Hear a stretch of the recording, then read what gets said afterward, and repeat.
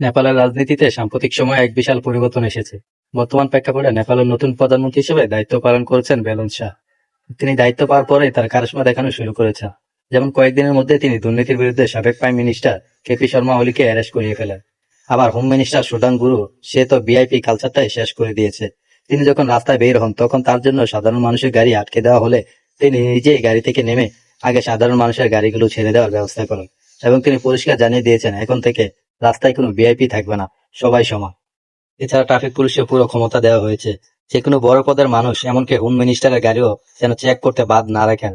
তারা প্রাইম মিনিস্টারের কম নামে একটি ওয়েবসাইট লঞ্চ করেছে। সেখানে সরকারের সব ধরনের কাজের আপডেট থাকবে। যেসব নেতারা 10 জন করে বডিগার্ড নিয়ে ঘুরতো, সেই সিস্টেমটাও এখন বন্ধ। সিকিউরিটি শুধু তারাই পাবে যাদের জীবনে ঝুঁকি আছে।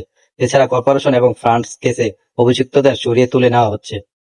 নেপালের প্রাইম মিনিস্টার এতটা স্টাইলিশ হওয়া সত্ত্বেও তিনি সাফ জানিয়ে দিয়েছেন যে কোনো অফিসে যেন তার ছবি না থাকে। এছাড়া স্কুলগুলোতে তিনি 5ম শ্রেণী পর্যন্ত কোনো এক্সাম রাখেননি এবং স্টুডেন্ট পলিটিক্সও ব্যান করেছেন। এখন তাদের কাজের ধরন দেখে মনে হচ্ছে নেপাল খুব দ্রুতই একটি উন্নত দেশে পরিণত হবে। বাংলাদেশের দ্বারা এগুলো কখনোই সম্ভব না, কারণ বাংলাদেশের দুর্নীতির বিরুদ্ধে দাঁড়ানোর মতো কেউ নেই। আপনি যদি আমার কথার সাথে একমত হন তাহলে আপনার মতামত কমেন্টে জানান।